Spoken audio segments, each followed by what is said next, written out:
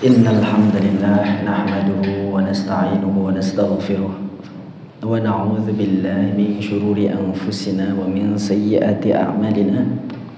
Man yahdihillahu fala mudilla lahu wa man yudlil fala hadiya lahu. Ashhadu an la ilaha illallah wahdahu la syarika lahu wa ashhadu anna Muhammadan 'abduhu wa rasuluh. Jazakallahu khairan Ustaz. La nabiyya wa la rasula ba'da, amma ba'du, fa ya ayyuhal muslimuna wal muslimat hafizakumullahu ta'ala. Ahlan wa sahlan Ustaz. Tafadhal. Alhamdulillahi rabbil alamin. Segala puji bagi Allah Subhanahu wa ta'ala yang telah melimpahkan rahmatnya kepada kita semua untuk hadir di acara PKN.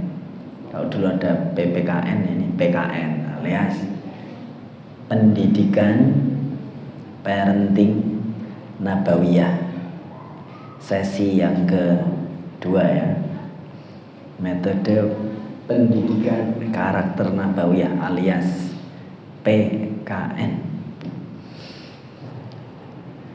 Kemudian sholawat serta salam selalu tercurah kepada Nabi kita Muhammad sallallahu alaihi wasallam yang telah mengajarkan kepada kita dalam kitab atau dalam catatan yang telah kita paparkan ini melalui para pakar. Ada Profesor Iman dan juga Ustadz Abdul Khaliq selaku praktisi parenting nabawiyah yang telah mengumpulkan kurang lebih 82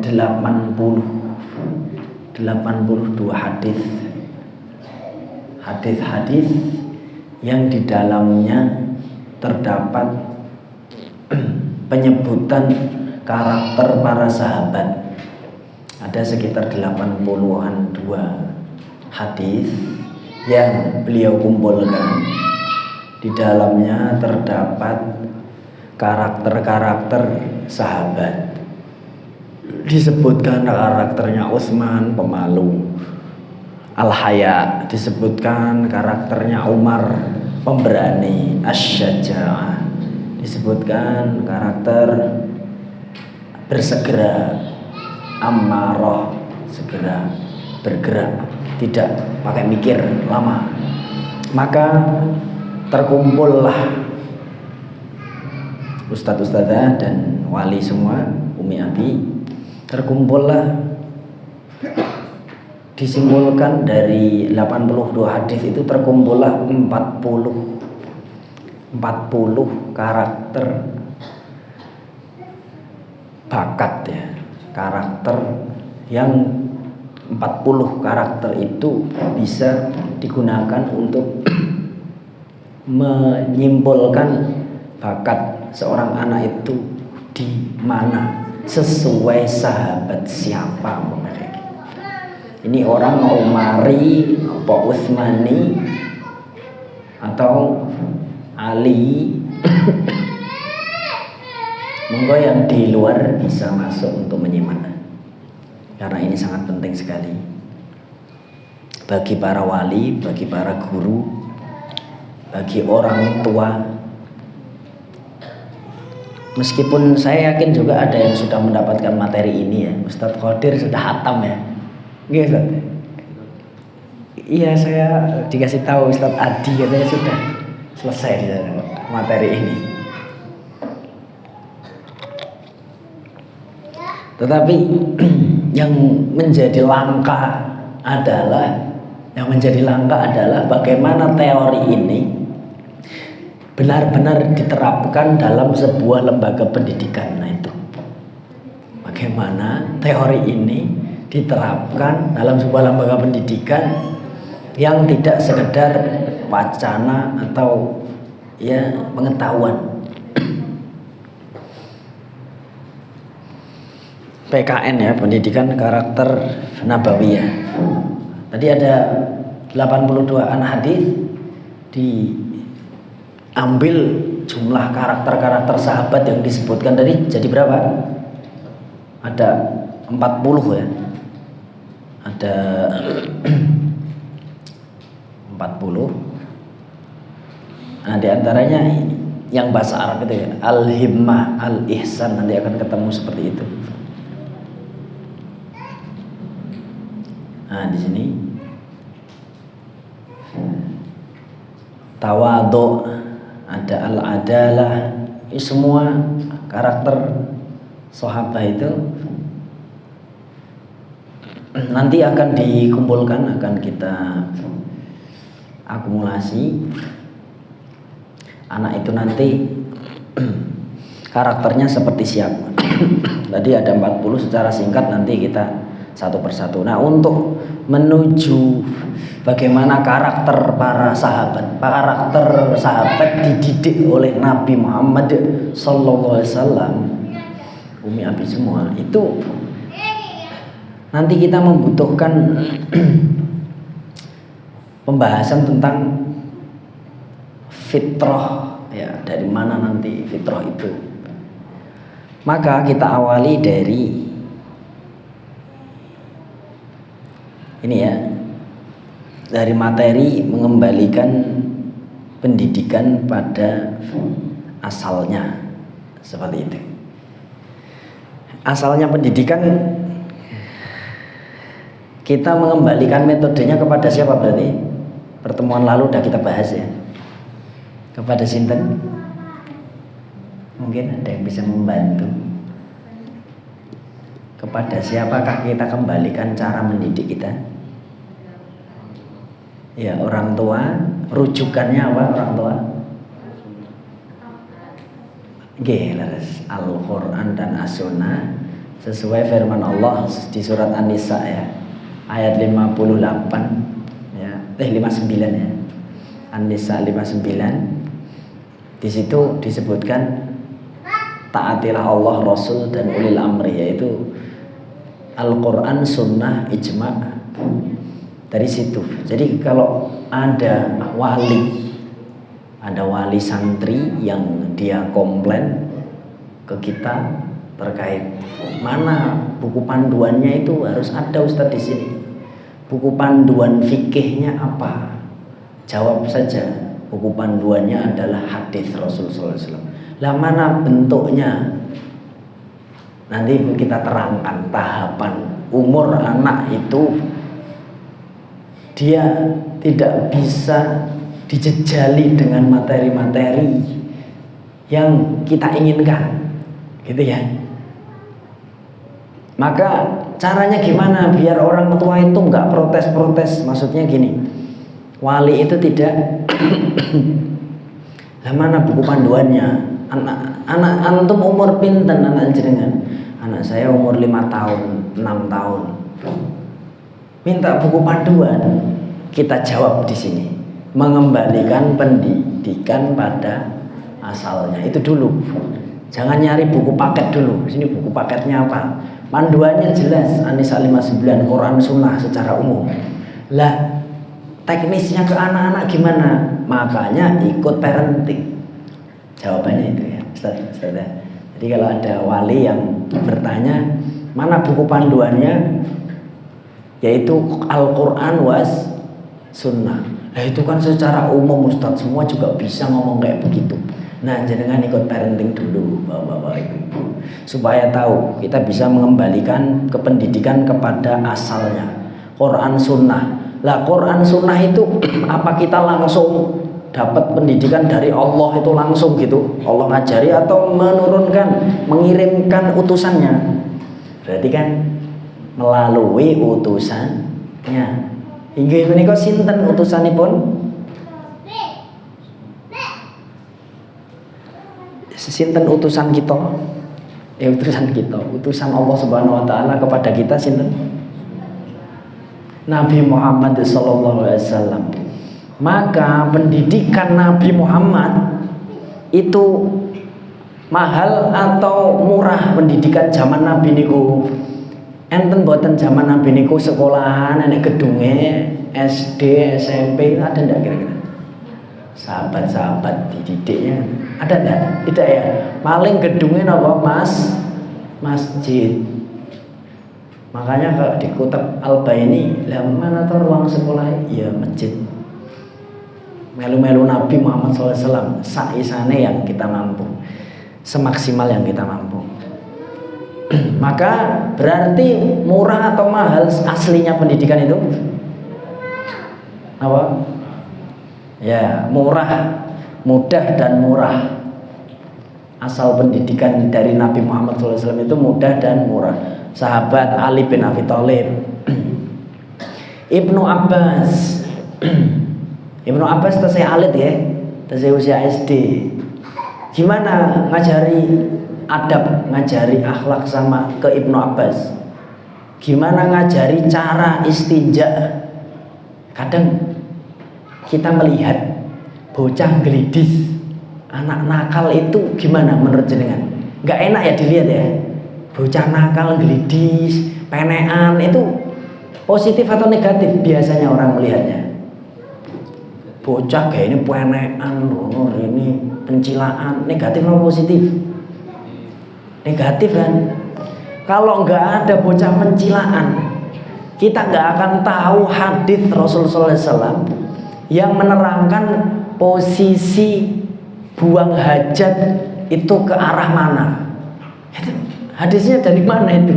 Goro-goro bocah namanya Abdullah bin Umar penean di rumah Nabi ya, penean lah, ndak sengaja lihat Nabi buang hajat. Kan parah ya, Nabi itu diinjen tapi tidak terlihat auratnya karena kan tertutup mungkin, cuman posisinya dia tahu. Kan orang kalau buang hajat kita dari atas gitu kan bisa jadi terlihat badannya saja kan, bisa jadi. Nah seperti itu.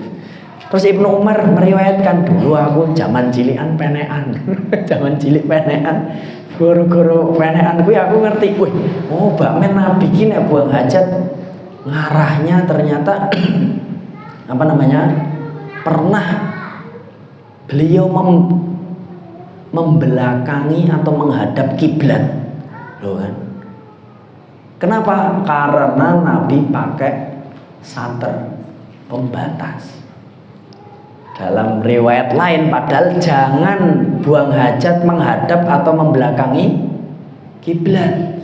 Nah, kalau nggak ada hadis Ibnu Umar kita nggak tahu hukumnya. Oh, Pak menenek temboknya bebas arah manapun. Itu gara-gara Ibnu Umar. Oh, Nabi ngadep kiblat. Beda sama kasusnya riwayatnya Abu Ayyub Al-Ansori yang saat itu normal-normal saja, ya, membawakan ini peralatan untuk buang hajat. Zaman dulu itu bawanya tongkat sama kain, tongkat tancep ke kainnya dibuat kotak gitu terus buang hajat di situ. Nah, kemudian sahabat lain meriwayatkan Nabi melarang apa, buang hajat menghadap kiblat atau membelakangi. Tapi kalau ada saternya boleh. Itu gara-gara siapa? Bocah nopo? Bocah pecicilan ladies gitu ya, yang kita lihat kayak gitu. Masa wong ning WC kok diinjen gitu. Artinya apa? Nabi mendidik kita, Nabi mendidik sahabat itu untuk menjadikan hal yang mungkin negatif selama itu tidak melanggar syariat, karena tadi dia juga nggak sengaja, masih kecil, ada kelonggaran yang diambil ibrohnya saja. Oh, hadis pelajaran tentang bolehnya menghadap atau membelakangi kalau ada sater. Nah, itulah pendidikan mudah dan murah. Kira-kira didiknya Nabi dengan teori atau dengan tetap ada teori tetap. Tetapi dengan contoh langsung atau banyak teori dulu. Kira-kira. Contoh langsung berarti mudah dan murah. Masalahnya wali-wali ya tidak semua terjamin seperti Nabi Muhammad Sallallahu Alaihi Wasallam. Maka disekolahkan. Nah itu. Kemudian pendidikan itu asalnya dari Nabi adalah bisa dimanapun dan berbentuk apapun. Di mana tadi pendidikannya Nabi didik Ibnu Umar di mana tadi? Di rumah, di WC. Ning dhuwur loteng gitu loh. Di atas loteng. Berbentuk apapun, bisa berbentuk tindakan. Ibnu Abbas pendidikannya di atas onta atau keledai. Digoncengin Nabi, beliau wajahnya begini. Suwe biangan. Pendidikan apa? Oh, bocah iki pinter gatek iki. Teliti, ngerti wong ayu iki ngerti. Terus akhirnya sama Nabi diginikan kepalanya. Bukan akhwatnya suruh pakai cadar, bukan. Itu dalil ulama yang nggak mewajibkan cadar ya itu. Buktinya yang diingatkan Ibnu Abbas, kamu yang nunduk, dia biarin mukanya kelihatan apa-apa. Yang penting kitanya yang nunduk. Itu ya dalil ulama yang dari hadis Ibnu Abbas tadi terkait apa? Wajibnya atau tidaknya cadar. Nah itu berbentuk apapun ya. Jadi kemudian selanjutnya alamiah dan tidak terstruktur. Nah, ini. Jadi Nabi didik itu sesuai kebutuhan si bocah ini. Oh lagi mengo gini wah anak muda kan masa puber, ya udah diginikan. Oh Ibnu Umar melihat Nabi begitu jadi hadis tadi. Jadi tidak terstruktur sebenarnya. Alamiah dan tidak terstruktur. Jadi kalau antum bertanya ke sini, loh ini bagaimana ini urutannya? Quran, sunnah sesuai dengan fitrah anak jenengan. Lah kok ada bocah yang sekolah di sini kok turu-turu, ora melu salat, liyane salat. Ya kita obati dulu bocah ini. Ya. Kemudian asal pendidikan adalah menyedihkan, pemaksaan atau menyenangkan aslinya. Menyenangkan. Buktinya Abdullah bin Umar tadi seneng ndak naik loteng dengan karakter dia yang kayak gitu itu. Seneng ya, dia bahagia kan? Loteng. Bahkan Anas bin Malik itu pernah disuruh Nabi untuk suatu kebutuhan. Wahai Anas, pergilah untuk ngantar barang. Lah ning tengah dalan namanya cah SD, delok kok enek apik ya bocah-bocah dodolanan wis nongkrong sih suwe banget andang-andang. Kemudian Nabi nggak marah, masya Allah, nggak marah. Wahai Anas, sudahkah kau lakukan tugasmu? Oh iya, lali malah dolan. Akhirnya dia ngacir langsung menjalankan tugasnya. Bukan kayak biasanya orang gimana kalau belum melaksanakan tugas. Wow, bocah, dendeng bocah, nah, dilolok nih ngoten. Jadi pendidikan itu harus menyenangkan dan membahagiakan meskipun itu nampak sulit. Contohnya di sini apa? Bahasa Arab. Ibu-ibu, bapak-bapak, bahasa Arab itu gampang nopo angel, Bu? Gampang nopo angel? Bahasa Arab. Mudah atau sulit bahasa Arab menurut antum? Jawab saja. Sulit. Nah, berarti ini pendidikannya ada yang salah kita ini. Maka dari itu ahlan wa sahlan binarana. Maka dari itu ketika sebuah pendidikan itu ya kita tetap terus berbenah. Sebuah pendidikan itu tidak boleh membuat dia trauma si anak itu atau membuat dia jadi benci dengan kebaikan. Oke. Ada di sini anak di sini ada. Saya tahu, tapi tidak apa-apa kita terapi bismillah ya. Umi Abi. Ada anak yang berbicara ke temannya begini. Ning kene aku ra seneng. Di kutab ini dia. Kutab Hasan Basri aku ra seneng. Bocah itu bilang itu. Ngopo mergone ning kene iki apa-apa agama. Mending aku dadi wong Kristen. Ada yang bilang gitu. Ya itu biasa. Mungkin dia punya luka terhadap Bisa jadi dia pernah dipaksa berbuat suatu kebaikan yang dia belum paham, belum cinta dengan yang menyampaikan, tapi yang menyampaikan nasihat tadi itu pengennya dia segera baik. Pengennya anak ini ndang ngapal Quran dikancingin ning omah kayak MP3, kemudian orang tuanya asik-asikan, ya wis pokoke dirungokke ngene rong jam. Di sekolahnya juga gitu, ayo dikunci satu ruangan satu anak, mungkin kayak penjara gitu, didengerin murotal, kira-kira keluar dah setahun 2 tahun itu cinta Quran apa benci. Nah itulah yang terjadi. Kenapa ada anak ya tadi yang kita dengar kata-katanya, aku ki nyeli sekolah ning kene sithik-sithik agama mending enak dadi wong Kristen. Ya ora. Kanca sing sijine ngeten setunggalipun, oh ya enak dadi Kristen wae yo. Ya meskipun itu gojek bocah itu, tapi ada luka dalam mendidik ya. Maka kita berusaha di sini gimana ya kosakata itu dihafal anak tapi dia kayak main-main. Maka kita kasih flashcard.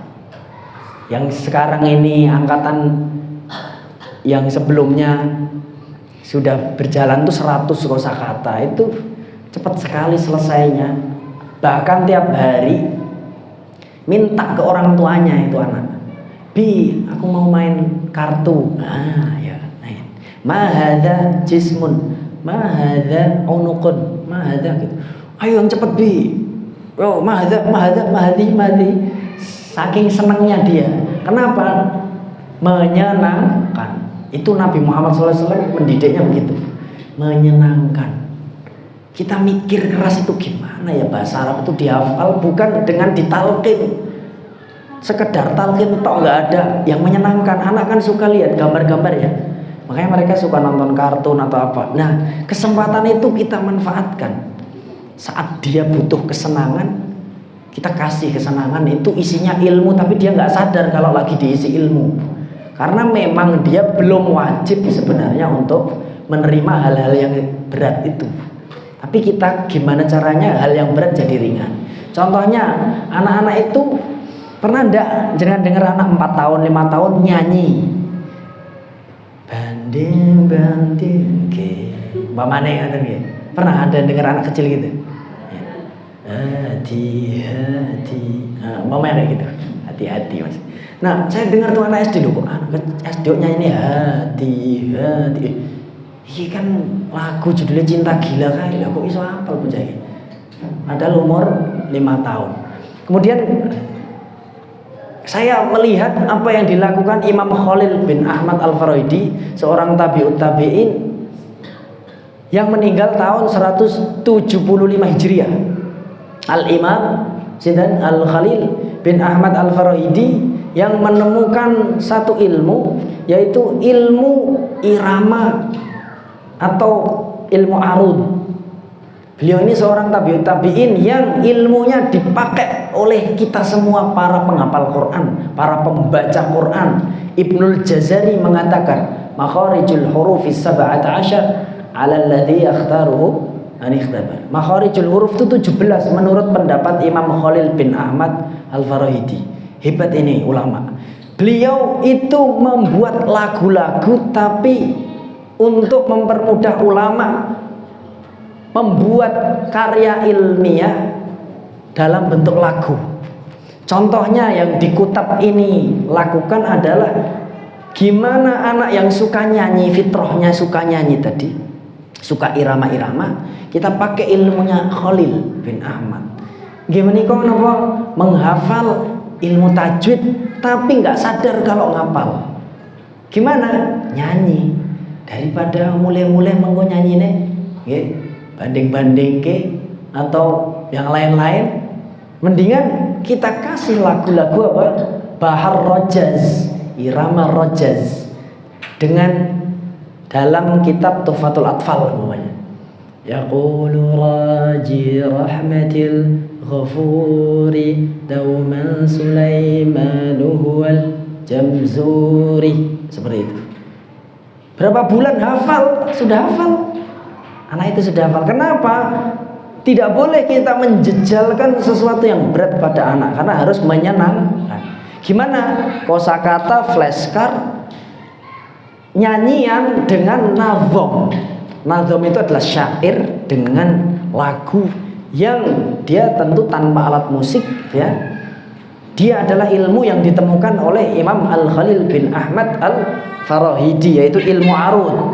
Terdapat 16 irama lagu yang para ulama bisa membuat karya ilmiah dengan itu. Sehingga anak-anak di sini tadi kita ikhtiar untuk menyenangkan dan membahagiakan. Loh Ustaz, kan dia cuma hafal, dia belum paham. Loh, memang Nabi Muhammad SAW waktu itu memaksa anak umur 7 tahun itu kudu paham syarat sahnya sholat, syarat wajibnya. Bahkan memukul apa boleh umur 7 tahun? Belum boleh. Kenapa kita sok pinter melebihi Nabi Muhammad SAW? Maka belum waktunya dia untuk memahami yang jelimet-jelimet. Anak itu yang penting lihat gurunya baca fasih, a'udzu billahi, dia tidak tahu itu mat apa tidak tahu, tapi dia bisa menirukan gurunya. Loh kok gitu Ustaz? Ya gitu, malaikat Jibril mengajarkan kepada Nabi Muhammad SAW waktu itu. Nabi nggak ada diajari matahari tulis sukun ya, mat lazim mustaqal kilmi ini renek itu baru ada abad 4. Teori itu baru viral abad 4, viral lagi abad 8 lewat Manzumah Jazariyah. Ilmu-ilmu pakai buku-buku paket itu baru muncul setelahnya. Di zaman dahulu langsung praktek. Maka dari itu Allah berfirman apa? Ya kok bacalah, baik dengan hafalan atau dengan mushaf. Menyenangkan dan membahagiakan. Kemudian apa asal pendidikan? Yaitu pendidikan Nabi Muhammad SAW mudah, murah, bisa dimanapun, berbentuk apapun, alamiah, tidak terstruktur. Ini ya, jelas ya, tidak terstruktur. Jadi kalau antum tanya apa panduan kitab fikih umpamanya, atau panduan tafsir, panduan untuk masalah ilmu tajwid di sini umpamanya, ya semuanya panduannya Quran Sunnah. Loh kok gitu? Semua orang juga bisa dong ngomong Quran Sunnah. Iya, Quran Sunnah sesuai dengan karakter anak jenengan, sesuai dengan umurnya. Nanti yang buku paket itu ya ada, jelas ya, ada. Tentang fikihnya anak umur 0 sampai 7 beda sama fikihnya anak umur 10 sampai balik. Maunya begitu, beda. Lah terus di sini apa? Di sini dia dibuat senang dulu dengan nazom-nazom, ilmu-ilmu. Nanti ada waktunya dia akan memahaminya. Ketika nanti kita bahas umur berapa sih? Seperti itu.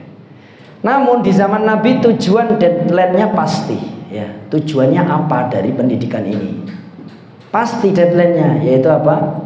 Wa ma khalaqatul jinna wal insa illa liya'budun. Mau jenengan pakai buku, mau langsung talqin, mau lihat ustadznya, sholat dan wudhu anak jenengan penting bener. Itu. Adapun penguat teori nanti sesuai umurnya.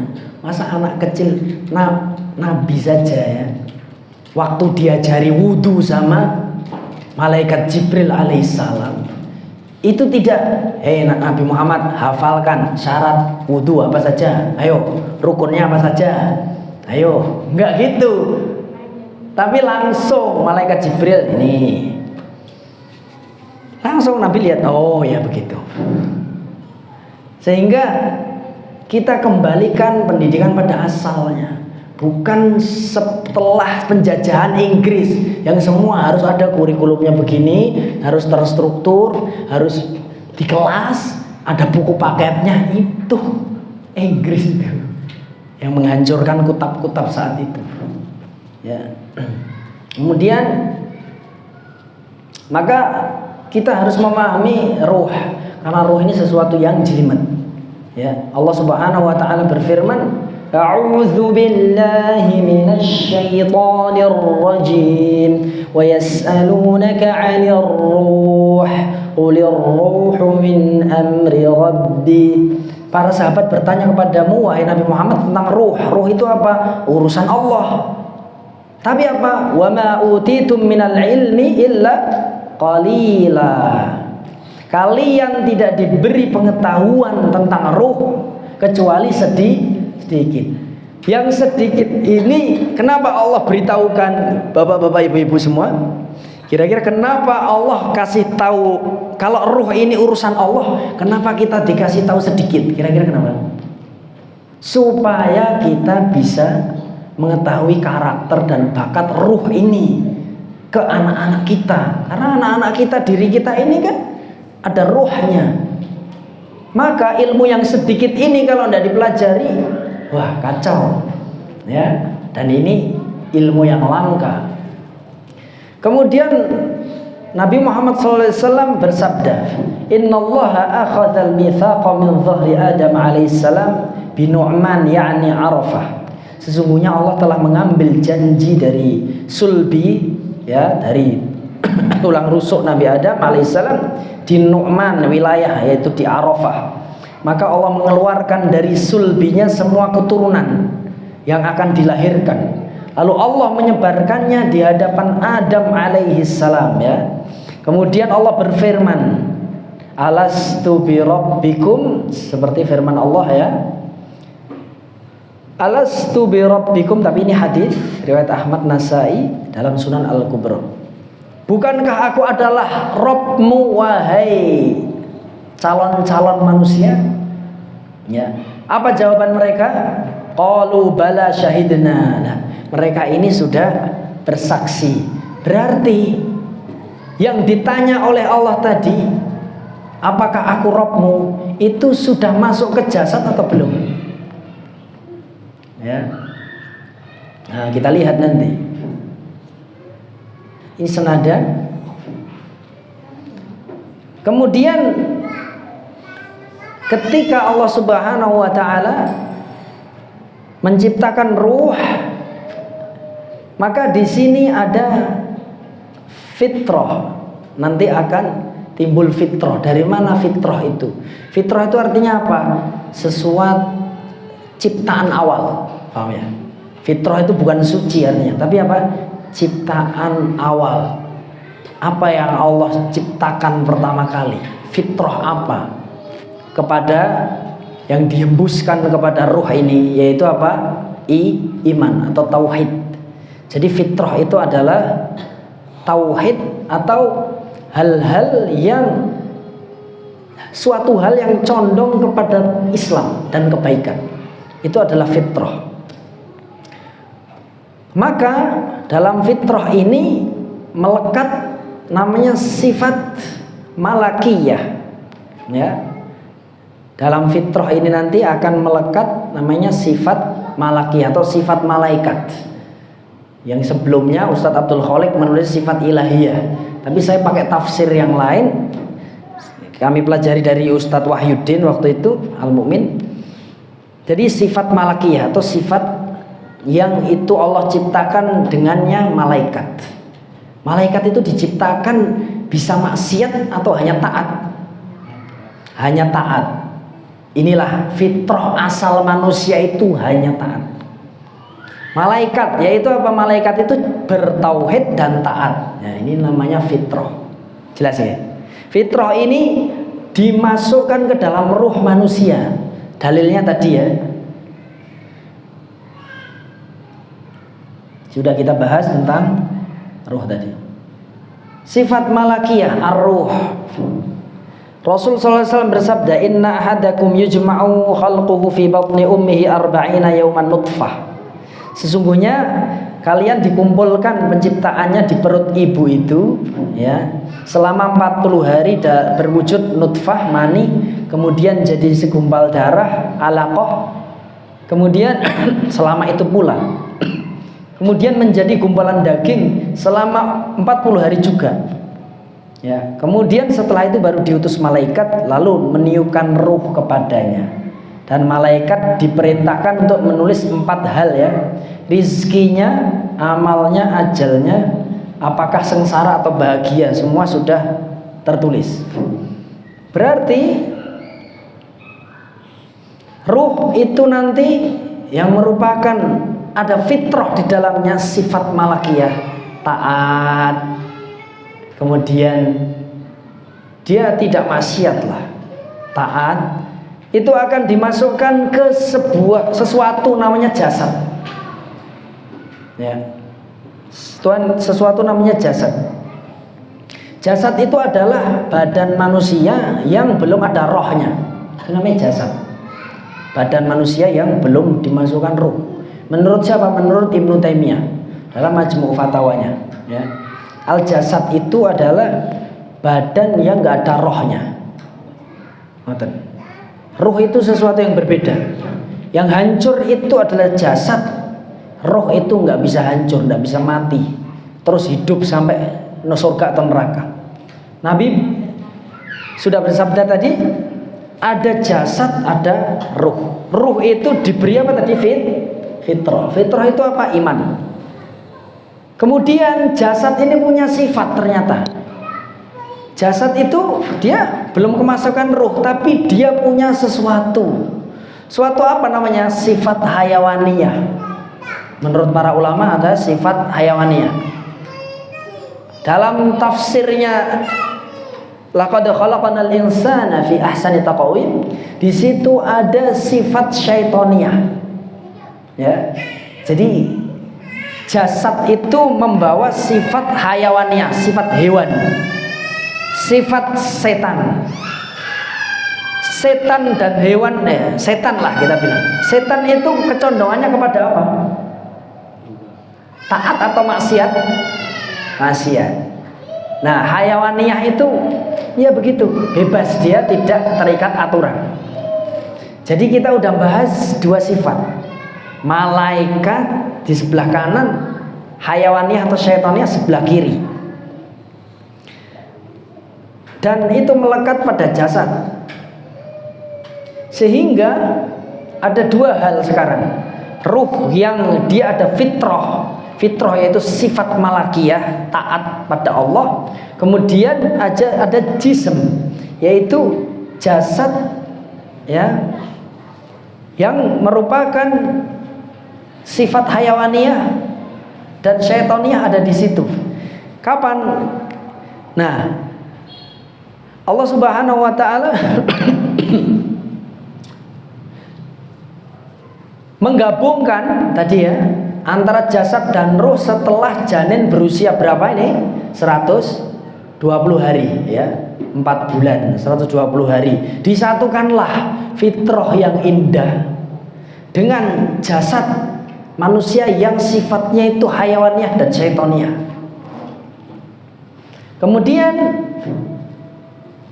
ketika ruh dan jasad menyatu, namanya bukan jism, bukan jasad lagi, tapi namanya apa? An-nafsu. Jadi an-nafsu adalah sebuah jism yang kemasukan roh. Menurut Ibnu Taimiyah begitu ya. An-nafsu yaitu adalah sebuah jism yang bersifat hayawaniyah, badan manusia ini ya, ada tangan, ada kaki, ada kemaluan, ada mulut, syahwat-syahwat di situ. Kemudian dimasukkanlah fitrah yang begitu bersih. Ada sifat malakiyah di situ, disatukan dengan sifat syaitoniyah. Lalu jadilah namanya an-nafsu. Makanya orang Indonesia menggunakan bahasa ini untuk yang jelek-jelek, nafsu lo ya. Kenapa? Karena ruh yang suci ini udah disatukan dengan jasad, jadinya nafsu ya. Bisa baik bisa buruk. Cuman orang Indonesia makainya ini kok ya negatif gitu. Padahal an-nafsu ini bagus, dia bisa baik bisa buruk. Ini ar-ruhu dakhilul jasadi. Ruh itu di dalam jasad. La tusamma ruhun. Ruh yang masuk jasad namanya bukan ruh lagi. Bal tusamma nafsun, tapi dinamakan sebagai nafsun atau jiwa. Jadi nafsun itu apa? Dalam bahasa Arab gabungan antara roh dan jasad. Makanya antum buka surat At-Takwir. Ayat 7 ya. At-Takwir ayat 7. Wa idzan nufusu zuwijat. Antum lihat terjemahannya aneh tuh. Ketika jiwa itu dikawinkan, dikawinkan. Maksudnya setelah sangkakala pertama hancur, sangkakala kedua kemudian dibangkitkan. Nah, sangkakala kedua itu nufusu zuwijat. Yaitu apa? Ujung tulang ekor yang tidak hancur, badan kita yang sudah hancur itu nanti akan diberikan tulang yang baru, sumbernya dari ajmudz dzanab. Dalam hadis sahih ya, ajmudz dzanab akan tumbuh tulang yang sempurna, daging lagi untuk siap kepada mahsyar, diuji lagi. Lah saat itu dimasukkan lagi rohnya. Makanya disebut apa? Wa idzan nufusu zuwijat. Ketika jiwa itu, badan itu dimasuki roh lagi, lalu siap mendapatkan hisab. Yauma tubaddalul ardu ghairal ardi was samawat. Allah ciptakan bumi lagi yang putih bersih, tidak ada tanaman, tidak ada apapun, untuk pada mahsyar tadi. Semua orang akan digiring ke negeri Syam. Diciptakan lagi negeri Syam itu. Ya, semua orang akan berkumpul di situ. Nanti dia ke surga atau ke neraka. Ada jalurnya yang wallahu alam, tidak semuanya disebutkan dalam Quran dan Sunnah, tapi sebagian saja.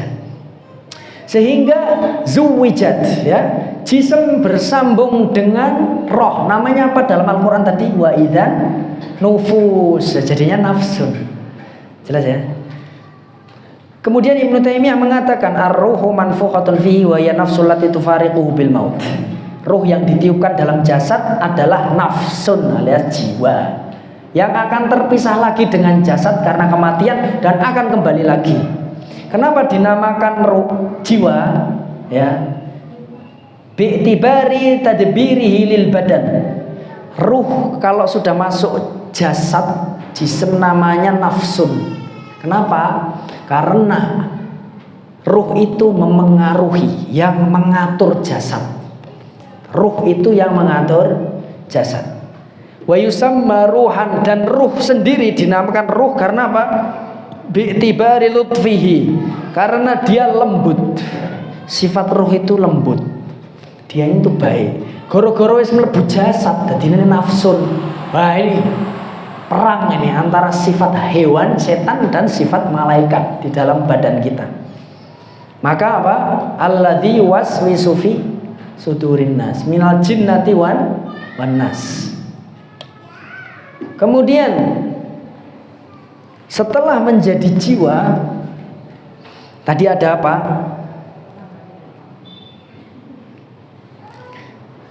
Lihat an-nafsu di tengah-tengah.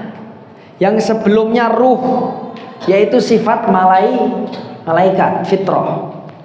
Kemudian di kirinya ada sifat hewan, yaitu jasad.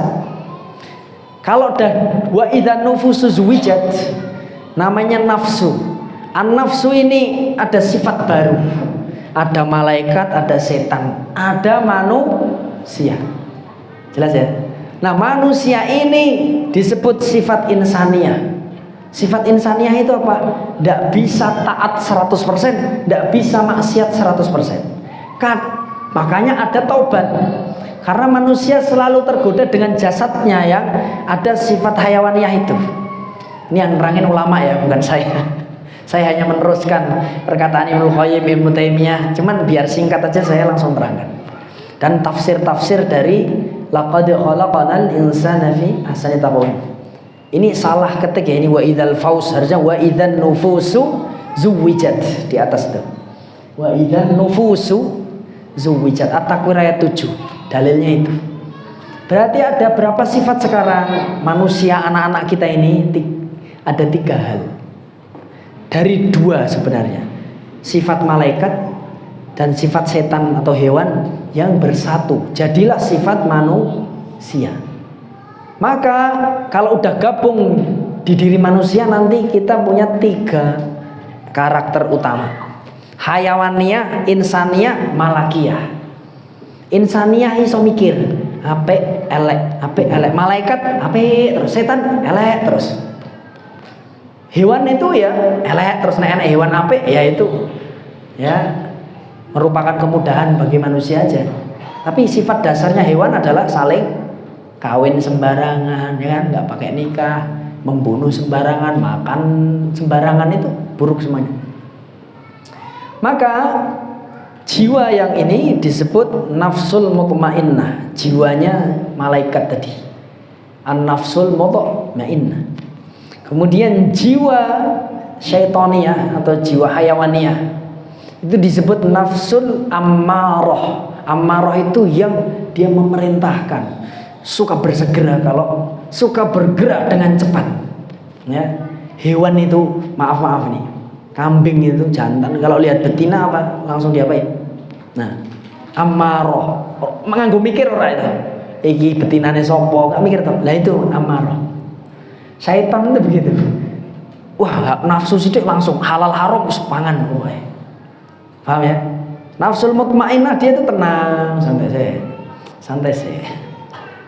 Kemudian, nah, sifat insaniah manusia itu berpikir ini baik atau buruk ya.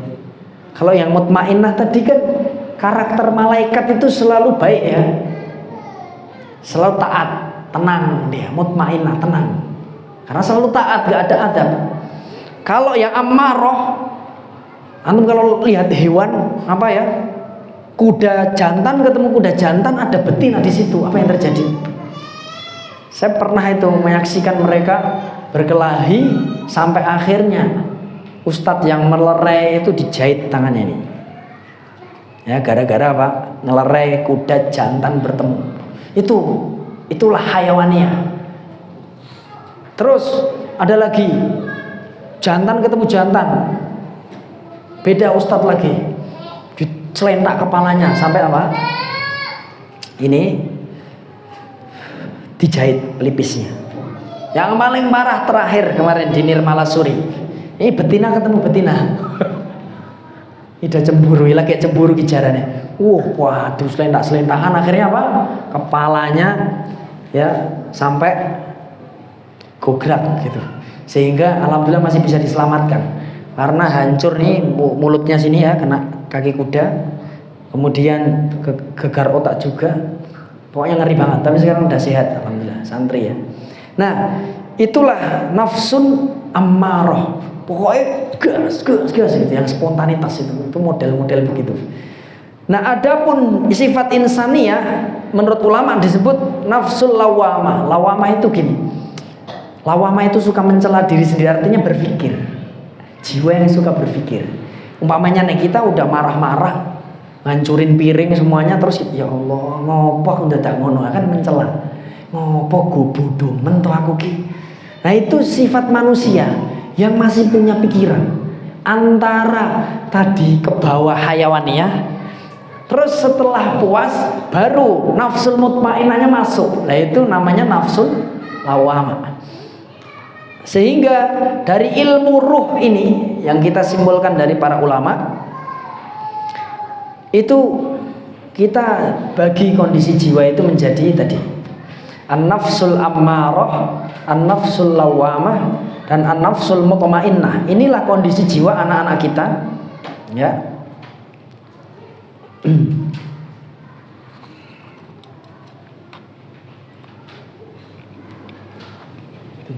Barakallahu fikum.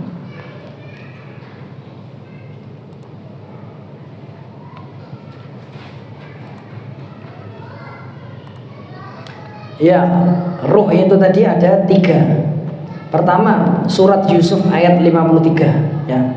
Sifat hayawaniyah syaitoniyah itu, Nabi Yusuf saat itu digoda wanita. Pertanyaannya, Nabi Yusuf saat sudah siap, ya, laki-laki dan perempuan sudah ketemu di kasur, kira-kira Nabi Yusuf itu pengen apa enggak?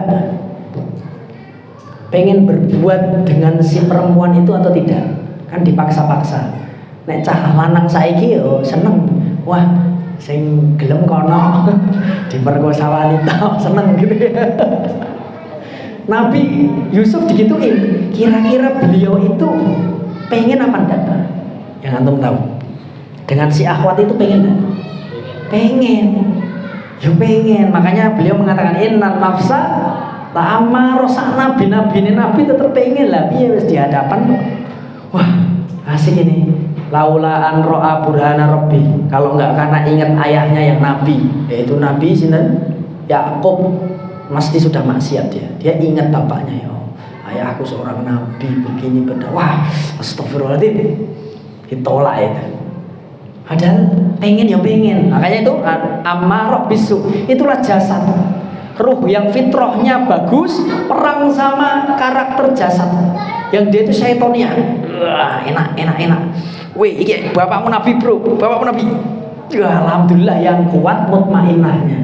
Sehingga sifat lawamahnya itu sifat yang mencela diri sendiri tadi. Ya Allah, kok aku zina kok ini. Wah, itu dominan. Alhamdulillah. Saat itu sifat hewan pergi, yang ada sifat malaikat. Itulah ya jiwa manusia. Anak-anak kita juga begitu. Karena saya nanti kalau nerangin tentang gimana menghadapi anak yang sifatnya begini-begini, kalau kita nggak belajar ruh dari para ulama, kita nanti nggak nyanda. Dan ini ilmu yang tidak pernah diajarkan di sekolahan-sekolahan, ilmu tentang ruh ini. Kita langsung kalau mau pakai ilmu parenting pendidikan, kita pakainya John Locke, ya kan? Teori tabula rasa, kertas kosong. Ya, anak itu kertas kosong, Ustaz. Jadi kita harus ya dia dinamis aja anak itu. Ya. Jadi enggak kita arahkan sesuai keinginan kita. Gitu lagi. Ya, kertas kosong kan gitu. Ditulis sesuai mau kita. Anak ini jadi soleh atau jadi hafid Quran, jadi ulama, itu ya terserah kita, tergantung didiknya kita. Tidak begitu dalam Islam. Dalam Islam anak itu sudah diberi fitrah untuk kebaikan. Yang merubah jadi buruk adalah orang tuanya. Kemudian maka diambillah kesimpulan tadi, ya ini tadi.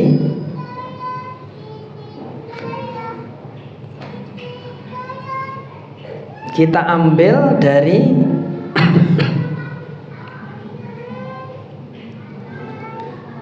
nah nanti jadinya ke sini ya.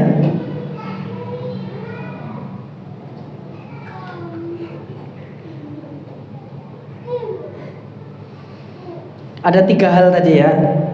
Ammarah itu diambil dari Yusuf 5:3. Kemudian nomor 2, sifat manusia normal yang cenderung berpikir apakah ini baik atau buruk, yaitu surat Al-Qiyamah ayat 2. Wala uqasimu bin nafsil lawamah. Jiwa manusia itu selalu mencela dirinya ketika berbuat salah, berbuat dosa, karena dia ada cenderung berpikir.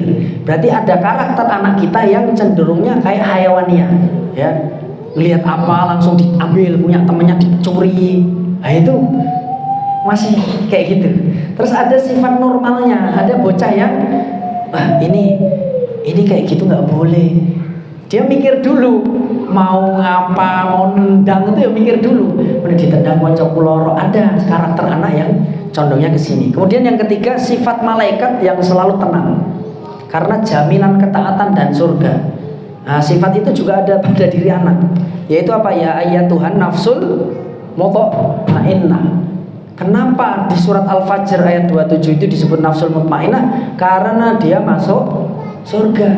Kenapa bisa masuk surga? Karena seperti malaikat. Artinya dia menjalankan ketaatan meskipun dalam dirinya ada nafsu. Maka kesimpulannya, makhluk paling sempurna adalah manusia. Sesuai firman Allah Ta'ala, laqad khalaqnal insana fi ahsani taqwim, surat At-Tin ayat 4. Dan inilah dasar ruh dibagi jadi 3 tadi. Dasarnya tafsir dari surat At-Tin ayat 4. Kenapa disebut manusia itu paling sempurna penyusunannya? Kenapa? Umi Abi semua, karena manusia tercipta dari 2 sifat. Sifat malaikat taat dan sifat hewan atau setan maksiat atau sakarepe dhewe. Menyatulah dalam jasad namanya nafsul insan atau jiwa manusia. yaitu gabungan roh dan jasad, jadilah sifat yang insaniyah atau berpikir. Sifat manusia secara umum berpikir baik buruk, baik buruk. Jelas insya Allah, karena nanti kita akan memetakan bakat anak kita itu, ya. Tadi udah kita bahas sampai sini, sekedar afwan.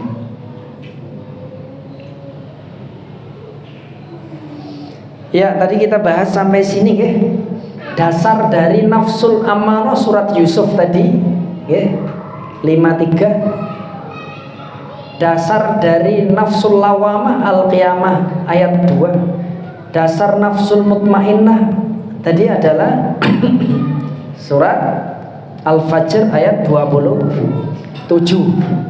Kemudian kesimpulannya manusia makhluk paling sempurna atin ayat 4 fi ahsani taqwim. Kenapa malaikat gak sempurna? Karena malaikat lempeng-lempeng aja, langsung taat terus, gak seru ya. Coba kalau antum ya ini anak muda lah, ngegame kok menang terus, seru. Levelnya level beginner. Ngegame yang seru ya, yang level expert atau pro atau veteran gitu. Kalah terus nih veterannya. Kemudian kenapa syaitan tidak sempurna? Karena maksiat terus. Kenapa yang sempurna manusia? Karena diberi nafsu, diberi ketaatan, dia bisa memilih keduanya. Dan kalau dia memilih ketaatan, dia menjadi makhluk paling sempurna. Karena ada dua sifat dimasukkan, ya, fitrah wal jasad yakunu nafsan. Alhamdulillahirabbil alamin. Ini sebelum kita membahas, nah sekarang ada an-nafsu, sekarang sudah masuk ke inti, yaitu kondisi jiwa. Ya, dapat dibedakan kondisi jiwa itu apa? Amarah, cenderung langsung gerak. Maaf nih tadi ya, hewan itu kalau dia kelaparan, rumput siapa aja diambil, betul, dimakan. Mau punya tetangga, mau halal haram, betul enggak? Itulah kecenderungan yang pertama, al-hawa. Makanya di sini al-hawa itu hawa nafsu. Nafsul amarah ini positif atau negatif? Nafsul amarah ini bisa positif, bisa negatif. Contohnya apa? Langsung gerak nahi mungkar, positif. Langsung gerak mendem, negatif. Jadi yang diarahkan tuh gerak untuk apanya? Karakter dasar anak antum yang sat-set das-des itu tidak bisa. Jangan antum hilangkan. Itu sifat positif. Cuman sat-setnya untuk apa? Sat-set dinggo jotosi kancane. Oh, berarti dikei samsak ning omah. Cowok ya. Kalau di sini apa? Memanah ke sasaran, jangan manah orang. Al-aql, kondisi jiwa dapat dibedakan, ada hawa, ada akal. Akal tuh suka mikir. An-nafsul lawamah, dia berpikir, oh gitu ya, aku ngene elek aku, ngene wah apik. Nah, berpikir.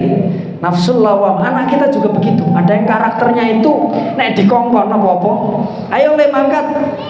Sik engko lewat kono enek mas-mase kae segala. Aku bukan lewat kono, lewat dalan kono. Kok suwe men ra mangan-mangan kon tuku lombok ya, suwe men. Nek lewat kono enek wong nongkrong-nongkrong lho. Mikir gitu. Ada anak yang disuruh, ayo le mangkat, set gitu. Dia enggak peduli, dia pemberani. Ya, karakter-karakter begitu. Kemudian yang ketiga, an-nafsul mutmainnah itu al-qalbu ya. Di sini al-qalbu alias baper. Perasaannya tinggi. Dia mikir nih ora sekedar kayak sing tengah niki. Nek sing tengah niki mikir tapi ya ndak lama-lama. Ada bismillah. Kalau yang ini, yang ketiga ini, mikirnya dua alam, kadang negatifnya orang mangkat-mangkat. Iki konatus itu ndeloi wae iki sampun apik men. Dipikir gitu. Dia kelebihannya apa? Detail. Nek kon ngeritik ustad, ngeritik wong tua ki pinter banget, mesti bocah. Nek ngerti Ini kayak di sini kemarin ada kejadian, ini siapa ini? CD-nya siapa ini? Kok ada pupnya kan gitu umpamanya gitu. Si bocah-bocah detail itu ngerti. Oh, tadi itu dari sini loh. Logikanya kalau dari sini, oh berarti dia ternyata benar. Jadi bocah itu sudah bisa menganalisa. Tapi kekurangan si bocah tadi yang pintar menganalisa tadi, apa lambat. Kan ini suwe deloki wah apik kaya. Detail ya. Coba kalau kita lukai bocah kesuwen, dia akan terluka, bakatnya hilang. Bakatnya hancur, jadi luka. Seperti apa? Tadi dia jadi benci agama Islam, benci Quran. Karena apa? Kita lukai bakat dia, atau bakatnya nggak di situ, dipaksa-paksa di situ. Nah nanti kita akan ada batasannya. Mana yang bakat, mana yang lumrahnya semua orang bisa. Jelas ya? Mana yang bakat, mana yang lumrahnya semua orang bisa. Itu tidak boleh, kita nggak ngajarin. Ya, seperti itu. Ada an-nafsul mutmainnah, ya, al-qalbu, perasaan ini cenderung berperasaan. Ya, nafsul lawamah cenderung berpikirnya tapi pertengahan. Ya. Tidak terlalu pakai perasaan. Kemudian lah sing cah nomor pertama ini sangar nih, wis ora mikir, ora ada perasaan, jeder gitu. Jeder gitu. Tapi anak saya itu satset cuman dia mikir. Nah, nanti ada kita bikin grafik nanti, ya. Yang merah hawa ini tinggi seberapa? Oh, yang merahnya tinggi segini, yang perasaannya tingginya segini. Oh, ini berarti bocah satset dasdes tapi baper. Ada yang model begitu. Ada enggak ustadz-ustadzah yang punya santri, dia itu nek apa-apa set. Ya, kalau enggak suruh cerita sendiri. Ya, bergerak cepat. Tapi nek dibales nangisnya paling banter. Ada enggak kayak gitu? Ada ya. Nah, kita perlu tahu ini. Ada yang dia itu marahi liane dibales ya orang nangis. Nah ini berarti dia perasaannya tidak terlalu. Itu urek itu ada bocah kayak gitu ya. DS yang mulai kayak gara-gara barang dibales, dia yang playing victim. Aku tadi dia ada yang udah gitu. Itu biasanya perasaannya lebih tinggi. Jadi kondisi jiwa dapat dibedakan tapi tidak dipisahkan gitu. Tidak bisa kita bilang gini, anak ini cenderung bergerak al-hawa, nafsul amarah, tidak mungkin. Dia mesti punya nafsul lawamah meskipun dikit. Mesti punya perasaan meskipun sedikit, mesti punya. Jadi tidak boleh kita anak ini kejem banget nomor kita kayak wantok masuk, nggak mungkin. Pasti ya ini si kondisi jiwa dapat dibedakan, ini karakternya mana yang menonjol tetapi tidak dapat dipisahkan. Kemudian karakter dasar manusia tadi ya, dia nafsul lawama, berpikir, bergerak, berperasaan. Nah ini tadi surat Yusuf tadi, apa orang yang punya karakter condong hawa alias nafsul ammarah. Nafsul ammarah cenderung gerak, yaitu segera bertindak untuk mewujudkan kemauan. Kira-kira ini positif atau negatif? Bisa positif dan negatif. Maka kita arahkan segeranya itu untuk yang positif. Kemudian yang kedua, Al-Qiyamah ayat 2 tadi ya. Ada nafsul lawamah, yaitu yang dia cenderung labil, bimbang, argumentatif. Tadi ya. Ketika disuruh apa-apa sih, neng kono enak iki, neng kono ngene. Ya. Ada dua anak dari Ustadz Irwan itu ya, Kak Nafi sama satu lagi apa Mas Fakih ya. Nah, jadi disuruh nganter konsumsi atau apa ke rumah Ustadz. Gitu. Yang satu begini, alamatnya ngendi yo? Kowe iki kesuwen Mas, ayo langsung mangkat. Loh, ojo langsung mangkat. Detail omahe sing endi ya, ojo langsung mangkat. Halah engko pikir keri. Nah ini dua sifat yang sing siji apa? Yang satu adalah nafsul amarah, ndak usah kakek mikir. Yang satu cenderung nanti dulu, kita harus Sherlock dulu, cari Sherlocknya dulu, buka mapnya, ya sampai di tutul-tutul itu loh. Oh belok kanan, kiri kanan. Oh pas, sudah pasti dia baru berangkat. Nah ini berarti ada cenderung bimbang, labil, argumentatif. Kemudian selanjutnya ada nafsul mutmainnah, yaitu tenang, berperasaan dan diam. Jadi si bocah ini cenderung apa? Tenang, baper banget, baper banget, menang, sukanya menang. Nah, jadi ada anak yang mungkin yang merah ini nafsul amarahnya tinggi dan perasaannya tinggi. Mungkin antum bisa menerawang santri-santri antum atau anak antum. Kira-kira nanti yang mana? Kemudian kita urutkan sekarang dari ilmu ruh tadi, ilmu roh tadi. Rujukan ilmu ruh ini dari kitab Ar-Ruhnya Ibnu Qayyim dan ada Majmu' Fatanya Ibnu Taimiyah serta tafsir-tafsir Al-Qur'anul Karim dalam surah tadi ya, At-Tin tadi. Yang pertama ada ego tinggi, yaitu an-nafsul ammarah. Dia kategorinya ego tinggi. Apa itu? Kita membahas kekuatan jiwa seseorang. Materi selanjutnya adalah kekuatan jiwa, ego. Ego, dilihat dari ego, anak yang ammarah, nafsul ammarah itu lebih tinggi egonya. Kemudian dilihat kekuatan egonya anak nafsul lawamah itu sedang, dan kekuatan jiwa dari nafsul mutmainnah itu ego rendah. Dia biasanya lebih milih pasrah. Nah ini ngelawan, niki mikir sedilit ya iso ngelawan, iso pasrah. Kalau yang bawah wis mesti pasrah, ego rendah. Kemudian al-hawa alias an-nafsul ammarah. Kadang pola perilaku ego tinggi itu gimana sih? Pola yang kedua, pola perilaku ego tinggi bisa dilihat dari gaya berdirinya, gaya membusungkan dada. Ya. Kadang tidak begini, tapi karakternya ingin lebih tinggi. Dia ingin diunggulkan. Pokoknya jadi yang terdepan. Nah, berarti dia nafsul ammarah. Ada enggak anak didik di sini yang kalau ayo tenang-tenangan, yang paling tenang atau yang bisa duduk adab dengan baik, bisa pulang duluan. Tapi dia belum adab, pengen pulang duluan. Ada enggak yang kayak gitu?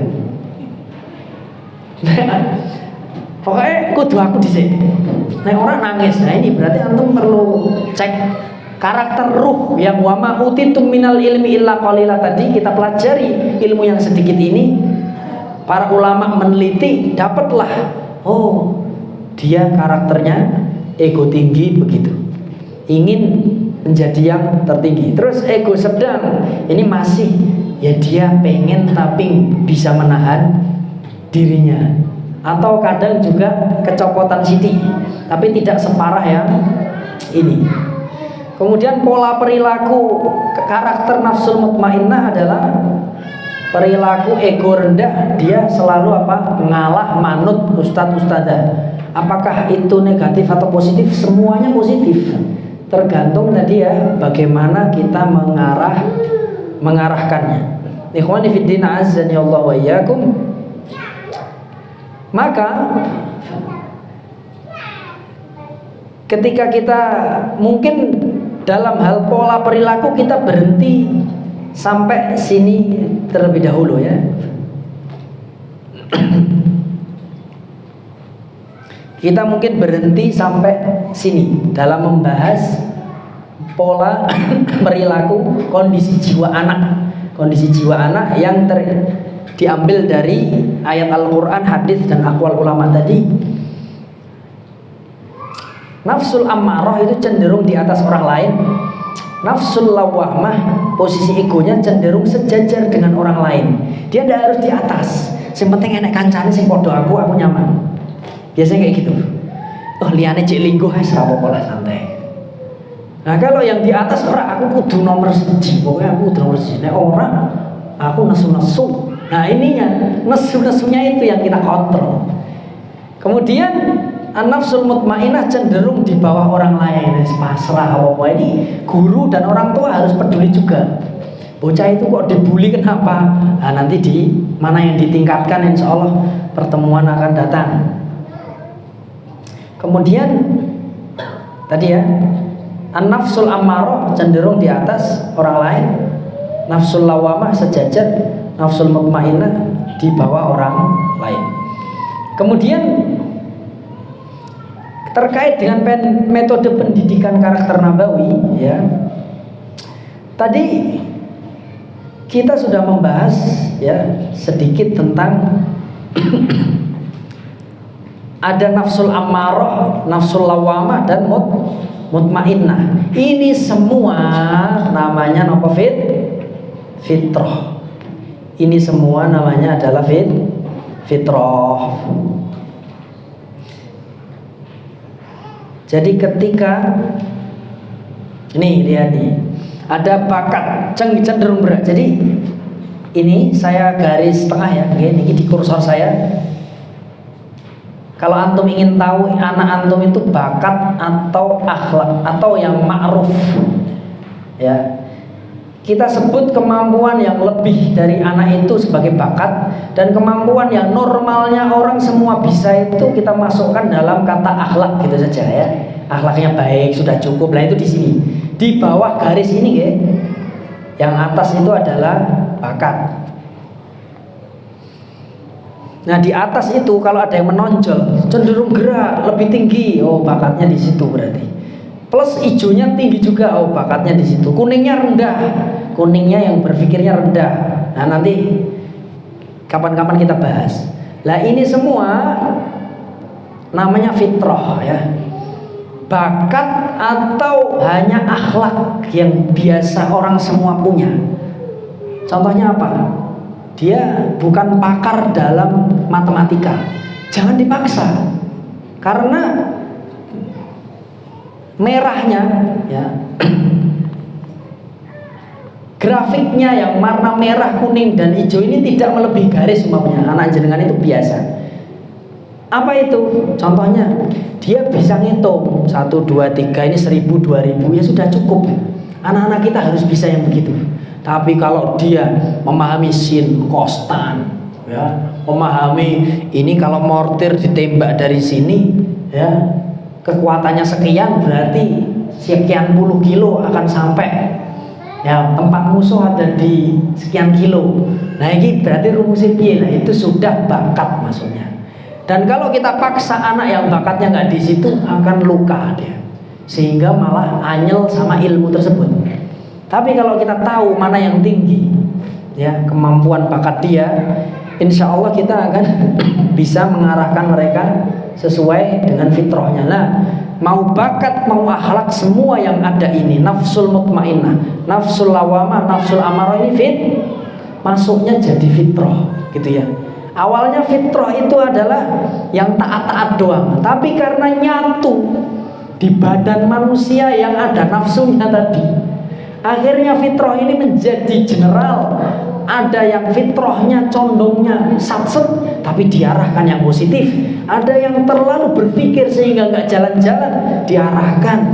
Kemudian ada yang baperan banget, bukan dihancurkan baperannya tapi diarahkan. Ikhwani fillah azani Allah wa iyyakum. Maka Imam Nawawi mengatakan, nah, Nabi bersabda, kullu mauludin yuladu ala fitrah. Ya. Kita ganti ke sini. Ini pertemuan lalu ya. Pembahasan lalu yaitu ini. Nabi bersabda, kullu mauludin, setiap anak itu yuladu al fitrah, dilahirkan dalam kondisi fitrah yang tadi sudah kita bahas. Yaitu apa fitrah? Qala Nawawi, Imam Nawawi mengatakan, anna kulla maulud, sesungguhnya setiap anak yuladu, dilahirkan dengan fitrah. Fitrah itu apa? Mutahayyaun lil Islam. Mutahayyaan an lil Islam, yaitu dia condong dan siap untuk menjalankan syariat Islam. Syariat Islam ya. Fitrah itu apa? Iman. Fitrah itu condong kepada syariat Islam. Jadi kalau ada fitrah anak bersegera, tapi segeranya mukuli orang lain, berarti sesuai fitrah enggak itu? Tidak. Berarti yang sesuai fitrah mukuli apa? Yang sesuai fitrah mukuli apa? Samsak. Mungkin gitu ya. Anak itu ada yang sukanya ngelempar, semua dilemparin. Itu fitrah. Fitrah ada fitrahnya. Tapi harusnya fitrah yang benar, anak itu ngelempari apa? Sasaran dengan panah maksudnya. Jadilah sunnah. Paham ya? Maka karakter-karakter yang melenceng itu bisa dari orang tuanya yang tidak ngateke dia gaul dengan siapa. Maka Imam Nawawi mengatakan fitrah itu adalah kesiapan anak untuk Islam, syariat Islam, atau untuk berbuat baik, amal soleh. Kata dia. Maka ini bertentangan dengan teori John Locke, yaitu John Locke mengatakan anak itu kertas kosong. Sudah dibahas kemarin ya. Padahal dalam Islam setiap anak lahir tidak kosong. 1, 2, kita dilarang merubah fitrah ya. Jadi Yahudi, Nasrani, jadi jelek. Jadi itu berarti anak itu fitrahnya bagus-bagus. Fitrah adalah jalan lurus menuju kesuksesan. Maka kalau ada fitrah segera, fitrah baper, ada enggak fitrah baper? Ada ya, tadi sudah dibahas. Ada enggak fitrah berpikir? Ada, cuman diarahkan. Maka dari itu, ini sebelum kita akhiri terkait fitrah ini, Ibnul Qayyim Al-Jauziyah mengatakan, ini perkataan Ibnul Qayyim dalam kitab Tuhfatul Maulud bi Ahkamil Tuhfatul Wadud bi Ahkamil Maulud. Silakan dicatat. Kalau teori-teori tabula rasa, teori kertas kosong itu baru ditemukan 200 tahun lalu, sedangkan ilmunya Tuhfatul Wadud bi Ahkamil Maulud itu 700 tahun lalu. Bayangkan betapa kayanya kita, tapi kita diserang melalui psikologi pendidikan anak itu yang diserang oleh orang-orang kafir, sehingga kita manut orang kafir ya. Manut orang kafir gimana? Kok nggak ada ini, harus ada panduannya urut begini. Oh, itu sudah Inggris itu ya. Kita lihat Ibnul Qayyim bagaimana mendidik 700 tahun loh ya. Lebih hebat dari para psikolog yang baru 200 tahun lalu teori-teori itu ditemukan. Ibnul Qayyim muda dalam kitab apa? Tuhfatul Wadud bi Ahkamil Maulud. Wa mimma, beliau mengatakan Ibnul Qayyim, wa mimma yang bagi ayya'tamida halas sabi, hal yang selayaknya orang tua itu harus perhatikan adalah ma huwa musta'idun lahu, bakat bawaan yang Allah siapkan untuk si anak itu apa?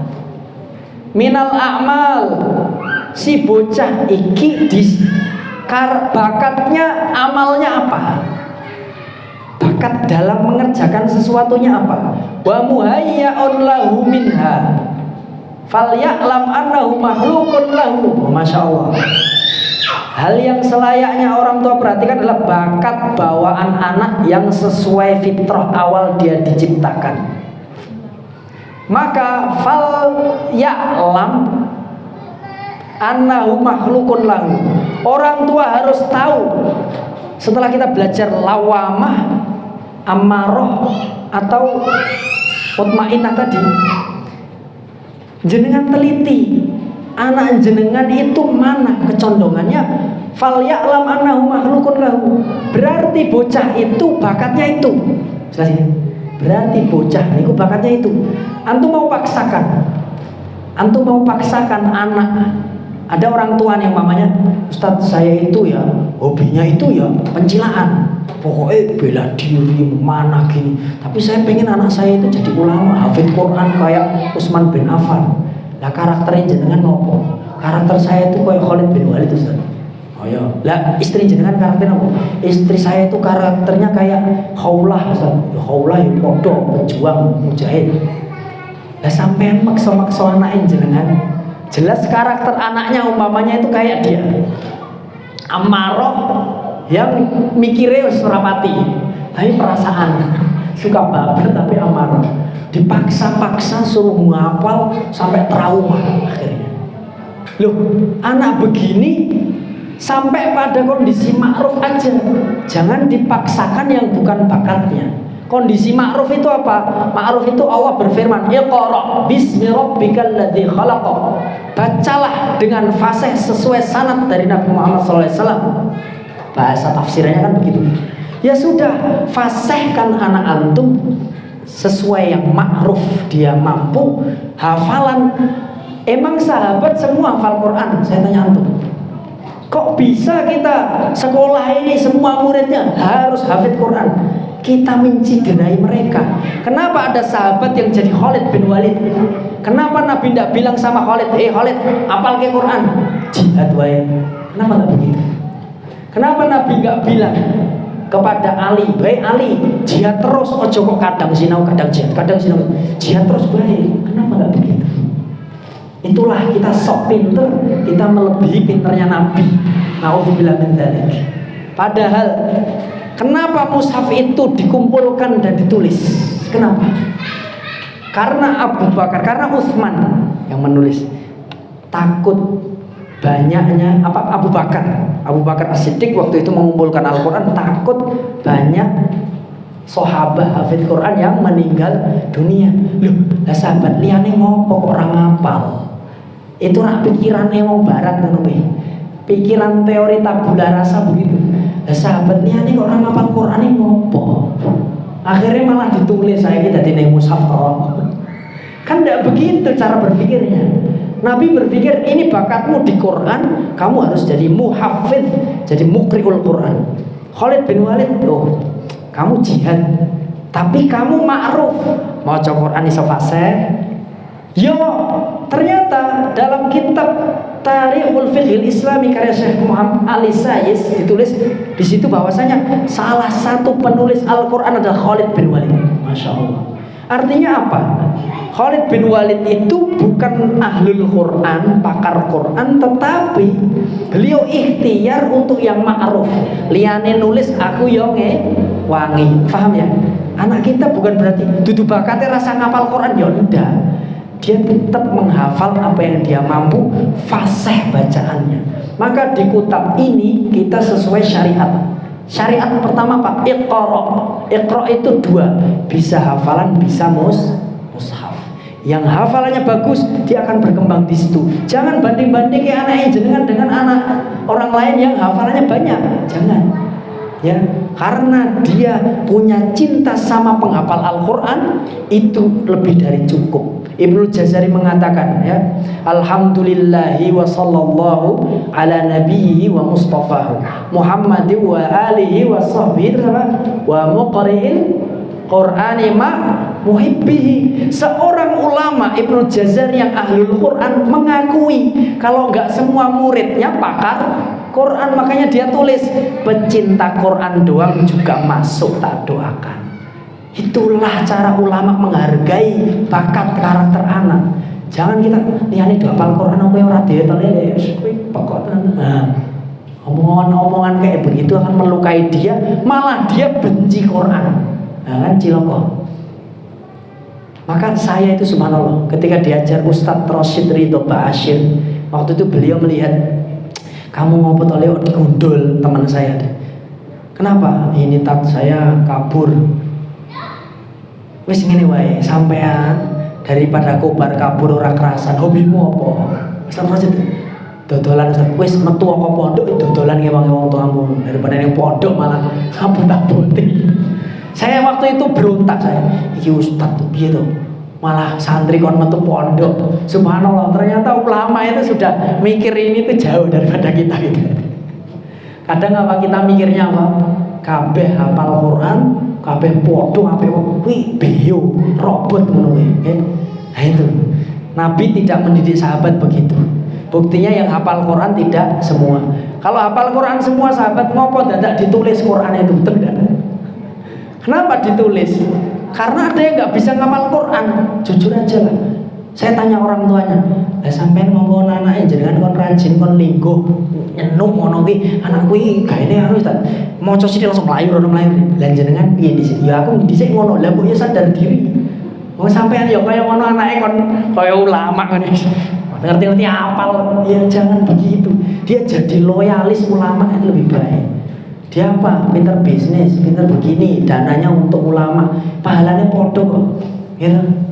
Nah, ikhwani fiddin rahimani wa rahimakumullah, fal ya'lam kata Ibnu Qayyim, dia bakatnya begitu. Jangan dipaksa ke yang lain. Lalu Ibnu Qayyim melanjutkan, fa innahu in hamalahu ala ghairi ma huwa musta'iddun lahu wa fatahu ma huwa muhayyab lahu. Maka sesungguhnya kalau orang tua itu memaksa menjejali anak yang bakatnya nggak di situ, mohon maaf ya, bakat bukan akhlak yang ma'ruf. Akhlak yang ma'ruf itu gini, ya siji loro telu mudeng, iki siji tambah siji mudeng, itu ma'ruf. Itu tetap diajarkan. Tapi yang tadi loh, sin kostan yang pakar betul itu jangan dipaksakan ke anak yang dia sudah levelnya cukup. Bacaan anak fasih, a'udzu billahi minasyaitonir rajim, tapi orang ngapal Quran angel, suwe. Paling lulus kok kene mau 5 juz, liyane 20 juz mau. Itu dia udah hebat. Kenapa? Fasohahnya. Oh, dia berarti peniru ustadz, peniru ulung. Gitu, dia bisa kok, masih ngajar tahsin masih bisa kok. Ya, nggak harus hafal Quran. Banyakan kita itu gengsi gitu loh. Kudu hafal loh. Nabi we orang ngongkon apal, tapi ngongkonnya nopo yang kalau dibaca mau pakai hafalan atau mushaf. Guru saya Syekh Quraim Roje ya dari Syam, beliau kalau murojaah selalu baca Quran. Saya tanya, Syekh wes hafal kok? Bukan saya, kawan beliau, murid beliau bertanya, Syekh kenapa sampean bawa Quran terus nek nyimak ya? Loh, pahalanya double, melihat mushaf pahala, membaca pahala gitu. Artinya apa? Kita tidak bisa melihat dari itu zahirnya saja, kita harus detail itu.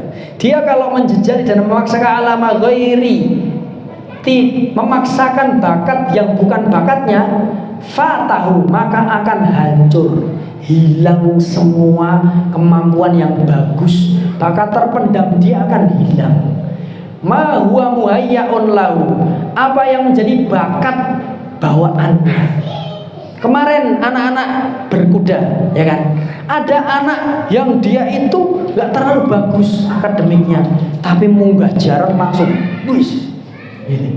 Ada yang hafalannya cepat, adabnya bagus, kan munggah jaran, pusing, kepala pusing. Ada nggak kemarin yang gitu? Jangan kita paksa anak itu untuk didampingi pelan-pelan. Yang penting dikenal ke tahu numpak jaran. Nah itu artinya ma'ruf. Bakatnya dia bokot, ayo pegang busur, mana di atas kuda, mana? Oh iso trauma, besoknya nggak mau bermuda. Tapi si bocah yang tumpaknya langsung ngene kok kayak panah busur sobene langsung set gitu. Kemarin lucu ya, ada begitu. Nah kita itu guru-guru wali juga harus melihat itu. Oh anak ini akademik bagus fisiknya, tapi berarti amarahnya rada tidak terlalu. Kenapa? Dia kalau dipaksa, nak kamu hafid Quran, hafal nadhom, kuda harus bisa, habis bisa, kayak ustadz itu. Waduh, aku malah hancur. Biarkan bakat itu tumbuh. Ustadz berarti kita biarin anak-anak bebas? Enggak. Anak-anak diberi uswah hasanah, sehingga bakat akan tumbuh, yang ma'ruf akan naik dengan mahabbah. Nanti ada ilmunya. Ibnu Qayyim melanjutkan tadi ya, akan hilang semua bakat terpendam kalau dipaksakan kepada yang bukan bakatnya. Kemudian fa'idza ra'ahu, ini terakhir aja ini insyaallah. Apabila orang tua melihat karakter si anak husnal fahmi, nek untuk pelajaran gampang menangkap, sahihal idrak, pengetahuannya itu benar bagus, luas ini, akademiknya bagus, jayyidul hifzi, hafalannya bagus, wa'iyan gampang paham, liyane diterangke, dia bisa langsung, ya Ustaz, oh iya, wah ini bocah ini, kata Ibnul Qayyim, fahadhihi alamatu qabuli, ini menunjukkan bakat itu bisa diterima sama dia, berarti ini bakatnya. Wa tahayyui, dia itu siap lil ilmi, untuk jadi ulama. Lah ini tidak apa-apa. Makanya di kita jangan heran kalau wali melihat, loh anakku kok hafalnya mau Jazari, Tufah, lah kayak kok hafal Alfiyah. Loh, sesuai bakat. Di sini diajari semua, tapi nanti speknya sesuai bakat. Liyuqishahu fi lauhi qalbi, hendaknya orang tua mematrikan atau menjejalkan atau mengajarkan apa yang menjadi bakatnya di hatinya. Madama kholian, ya, mumpung atine masih belum diisi dari hal-hal bakat yang lain, paham ya? Jadi kalau orang punya bakat ini belum diisi bakat lain, dia orang tua dan guru tahu bakatnya di sini, diisinya sesuai bakatnya, itu akan lebih maksimal. Atau disebut namanya bakat. Ada ndak yang kita itu mampu, kita bisa dan bermanfaat, tapi kita nggak suka? Ada, itu namanya kompetensi atau muktasabah dalam bahasa ulama. Ada muktasabah, ada jibillah. Jibillah itu bakat bawaan. Kata Syekh Utsaimin, kalau jibillah ini dilejitkan itu lebih baik daripada kompetensi. Kompetensi itu gini, umpamanya Ustaz Adila pandai dalam desain, itu kompetensi, ya. Suka enggak, suka apa enggak itu, kalau suka berarti bakat. Kalau enggak suka, aku itu jadi berat gini-gini, tapi aku bisa. Itu enggak apa-apa dilanjutkan, cuman ada batasnya. Kalau bakat biasanya nggak terbatas, dia masih dikongkon radikongkon gas, seperti itu ya. Nah, madama kholian itu maksudnya. Kemudian wa in ro'ahu, terakhir, jika orang tua melihat anaknya mayalan condong litijarah, dodolan, nggawa stiker ning sekolah, didol ning kancane, tukunan stikerku piro siji? 10.000. 10.000. Ada cah rumah Quran ya enak sih ngono ki dhisik. Ditanya, "Loh, stiker koyo niki paling 1.000." Malah didol 10.000. Ada gitu. Ini berarti mayalan litijarah, apa-apa didol, dikei kancane didol. Lah iki.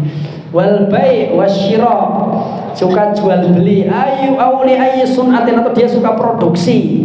Selama itu mubahah, produksi halal, fal yumakin huminha, orang tua harus melatih bakatnya itu. Nah, terus apa hubungannya sama ulama Ustaz? Tinggal sekolah yang kota. Loh, hubungannya dia akan menjadi donatur para ulama, ya kan? Sahabat kan ada yang Sa'ad bin Rabi, Sa'ad bin Ubadah, ada yang kayak Nabi Muhammad. Ada yang mendonasikan hartanya ke Nabi, mewakafkan tanahnya di Masjid Nabawi jadi pesantren. Ada Abu Hurairah, ada ini, itu ada donaturnya loh. Tolha bin Ubaidillah wakaf tanah, Sa'ad bin Ubadah gaji ngasih mukafaah ke Nabi Muhammad SAW. Sa'ad bin Rabi dengan hartanya operasional pesantren, ya ada itu. Makanya disebut ahlus suffah. Subhanallah. Fakullun, maka setiap orang muyassarun lima khuliqalahu, dia dipermudah untuk melakukan sesuatu sesuai khuliqalahu, bakat bawaannya, fitrahnya. Ikhwani fillah azza Allah wa iyyakum. Ini yang dapat kami sampaikan. Ini masih ada 200-an slide sebenarnya, tapi kalau didaurahkan 3 hari dan waktunya dari pagi sampai malam, tapi ini dibagi sebulan sekali. Jadi diharapkan para wali bisa hadir.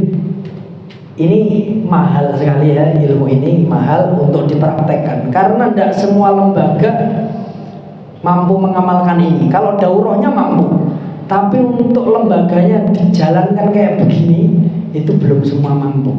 Dan kita berusaha yang begini ya. Sehingga ketika ada para wali yang ingin tahu bagaimana lebih dalam tentang kutab ini, ya ini materi ini adalah akan diajarkan di kutab, diamalkan maksudnya ya. Kita lihat anak-anak kita karakternya apa, nanti harus sesuai antara wali dan guru untuk memetakan si bocah ini begini karakternya, orang tua sama, guru sama, sehingga 20% pengaruh di sekolah akan menambah 60% pengaruh yang telah dibawa oleh orang tua, sehingga jadinya 80%. 20% lingkungan. Ini menurut penelitian pakar pendidikan Islam Syekh Ahmad Khalid. Sehingga 20% sekolah. Jadi tidak bisa orang tua nyalahkan sekolah kalau anaknya karakternya begini. Tidak bisa. Ya, tetapi berilah immunity kepada anak untuk menghadapi keburukan yang mungkin ada di sekolah itu. Ya, mungkin omongan dari luar dan lain sebagainya. Anak itu diberikan immunity. Ini yang dapat kami sampaikan sebelumnya. Ya, sebelumnya ini karena hanya sebulan sekali nggak masalah ya. Sebelumnya ada yang didiskusikan atau ditanyakan monggo. Sebelum saya tutup.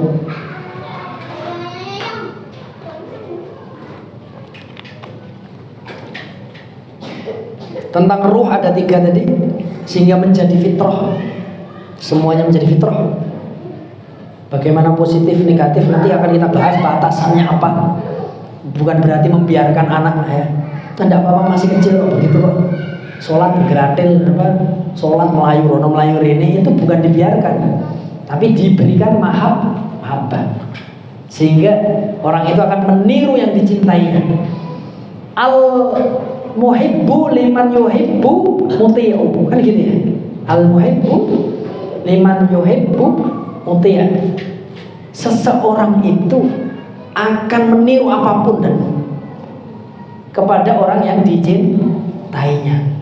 Iya, kayak anak saya umpamanya sudah ketahuan nih. Ini berarti mahabbah dari ustadznya sudah mulai masuk. Kenapa? Dia minta peci yang kayak ustadznya. Nah, ini ketahuan ya. Akhwat juga begitu. Aku pengen pakai cadar kayak ustadzah. Ini berarti mulai anak ini mulai mencontoh. Peci yang kaku itu lebih yang kotak. Yang ini loh kayaknya hijau enak tulisannya Nahdlatul Ulama. Ustadz Aziz orang nganggo iki kok sik golek sing ireng. Nah ini berarti ada mahabbah. Kenapa? Karena anak tidak dijejali, tapi dibikin senang. Flashcard bahasa Arab mah ada, flashcard main-main. Jadi nggak saya suruh nagih biasanya, ya. Bi, ayo main flashcard. Oh ya. Padahal lagi sibuk repot ya. Mas, bismillah. Karo umat ya. Mahada. Seneng tapi bocahnya. Gitu. Nyanyi Jazari apa Tufah? Ya, Rojaah apa. Nah itu karena anaknya nanti paham enggak Ustaz? Tugas kita itu mengganti lagu yang dia sukai di luaran sana dengan lagu yang Islami. Membuat SMP-nya kalau masuk pondok nanti udah gampang. Waktu SMP nanti dia memperdalam yang begitu-begitu itu.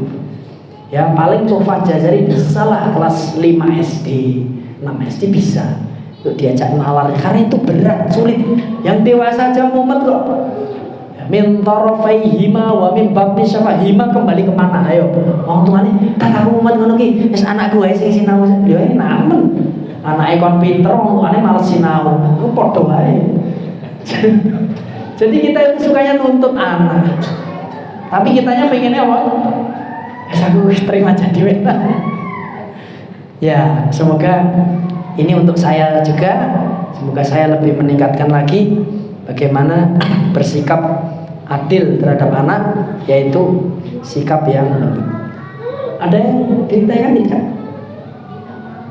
Tidak ada? Saya akhiri ya. Kok kayaknya ada yang mau tanya tapi malu. Oh, Bapak Sulian ya. Si Mbak Nenek ini. Wah, orang tuanya hadir enggak, Pak? Orang tuanya Vanu hadir enggak? Cuma saya yang mewakili. Oh, oke. Berarti si Mbak Nenek ini. Oke, enggak. Terima kasih Ustaz. Saya apa? Gimana orang yang egonya tinggi itu supaya bisa diubah atau tidak. Jadi ego yang sedang atau yang Jadi fitrah itu tidak bisa dirubah. Jelas, gitu ya. Ibnu Qayyim tadi mengatakan bakat seseorang itu sudah begitu, tidak bisa dirubah. Bisanya dibimbing dan diarahkan supaya egonya itu untuk yang baik-baik. Contohnya ego tinggi, gelem menangi dhewe nek masalah panganan diganti, gelem menangi dhewe nek masalah ilmu. Lah gantine pripun? Gantinya dengan dia dibuat sesosok figur yang dicintainya.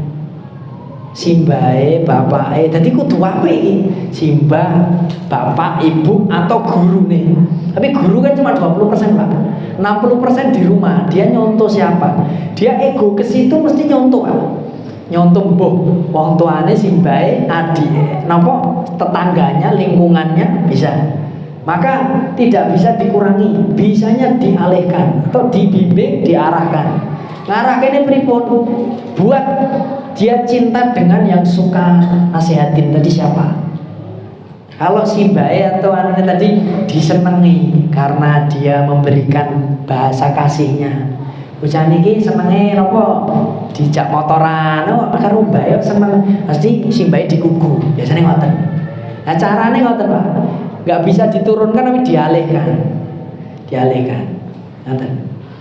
Umpamanya bocah itu pengennya ego tinggi terhadap makanan yang itu merusak badan.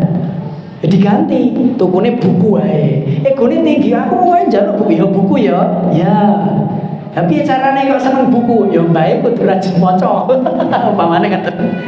Ibuke ngoten. Ya memang agak berat, Pak. Biayanya mahal kalau pengen anak bagus itu. Enggak apa-apa tapi. Nggih, yang penting orang tua sabar. Ngoten, ada lagi mungkin. Barakallahu fikum. Syekh, ada yang didiskusikan atau komplain? Boleh. Teknis umine wae iki mriki kok iki. Ya cocok ya. Tasnya.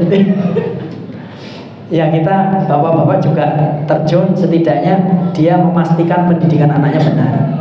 Atau seperti kepala sekolah. Akhiru da'wana alhamdulillahirabbil alamin subhanakallahumma bihamdika asyhadu an la ilaha illa anta astaghfiruka wa atubu ilaik. Wassalamualaikum warahmatullahi wabarakatuh.